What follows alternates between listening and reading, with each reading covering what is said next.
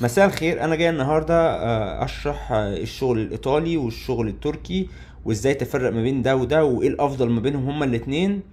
تابعوا لاخر الفيديو. انا جبت دلوقتي بعض الخواتم الرجالي والحريمي، الايطالي والتركي. هنجيب الخواتم الحريمي اول حاجه. دي الخواتم الحريمي اول حاجه اللي انا جايبها. جبت شويه خواتم حريمي عشان نفرق ما بين الايطالي والتركي. اتضح ان في خواتم فصوصها ملونة كده، وفي حاجات فصوصها ابيض، وفي حاجات فصوصها غامقة، وفي حاجات فصوصها غامقة وملونة زي كده. طيب ايه هو بقى ايه الايطالي والتركي؟ التركي هو اللي فصوصه اسمها فصوص مارك زيت. فصوص مارك زيت، ايه فصوص مارك زيت دي؟ دي اللي هي زي دول. الفصوص دي اسمها فصوص مارك زيت. ده التركي اللي هما في ايدي هنا، في كذا خاتم في فصوص مارك زيت. تمام. طيب اما ايه الفصوص بقى الايطالي؟ الفصوص الايطالي اللي هي فصوص زيركون. الفصوص زيركون اللي هي ايه؟ الفصوص العاديه خالص، اللي هي مثلا زي ده فصوص اسمها فصوص زيركون. فصوص بيضة زيركون عادي خالص. هل في فصوص زيركون ملونه؟ في فصوص زيركون ملونه عادي خالص. انا جبت لكم واحد ابيض، هوريك واحد تاني خاتم في فص زيركون ازرق اهو، وفي حواليه فصوص زيركون بيضة. ده الفرق بين الايطالي والتركي. طب هل في فروقات تانية؟ طبعا في فروقات تانية. التركي مش بيبقى مطلي بلاتين. يعني ايه مش مطلي بلاتين؟ يعني مش مديله اللمعة.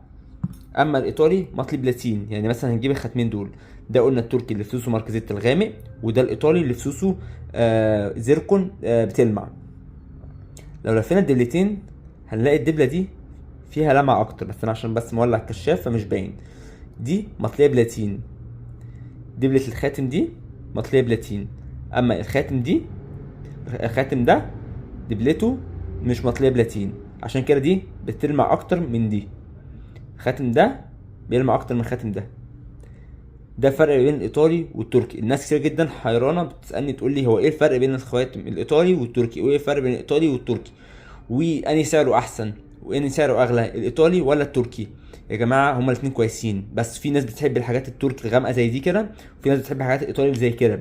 ناس بتحب الحاجات الغامقه اللي هي فصوصها ماركزيت زي دي كده، واللي هي اكسيديه غامقه شويه. وفي ناس بتحب الحاجات الايطالي اللي هي زي كده، اللي فصوصها بيضه ودبلتها بتلمع قوي كده. ومعظم الناس اغلبيته بيحب الحاجات اللي بتلمع. ده الشغل الحريمي. تعالوا بقى نتنقل للشغل الرجالي. جايب كام خاتم رجالي برضه عشان نبص عليه. برضه نفس الكلام. الخواتم الرجالي فيها خواتم هي بتكون السودا الغامقه دي، زي ده. وفي اللي هو مفهوش فلوس، في فلوس اسمها نانو دي زي الزيركون بس اصغر من الزيركون شويه، اللي هي فلوس نانو اوبال. دي دبلته بتلمع، اما دبلة الخاتم ده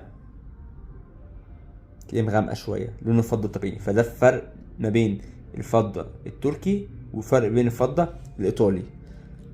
بس الايطالي في الرجالي ما بتبقاش واخده بلاتين، بس بتبقى ليها لمعه بس مش واخده بلاتين. دي الفكره كلها. عشان كده في ناس بتحب الشغل الايطالي وفي ناس بتحب الشغل التركي، حسب كل حاجه. انا افضل في الحريمي الشغل الايطالي اللي بيلمع. ده ناس كتير جدا بتحبه. الايطالي ليه حاجات ملونه، حاجات زي دي كده ملونه وبتلمع. لكن افضل في الشغل الرجالي التركي. الحاجات دي بتديها قيمه.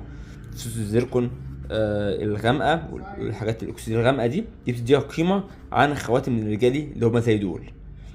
فدي كلها اراء. يا رب اكون افدتكم وفهمتكم ايه الفرق بين الفضه الايطالي والفضه التركي. السؤال ده انا سالته كتير قوي، يا رب يكون كله فهمه. لو في اي حد عنده اي اسئله تانية يكتبها لي في كومنتس. متنسوش تدعموني وتعملوا سبسكرايب ولايك على الفيديو، وشكرا.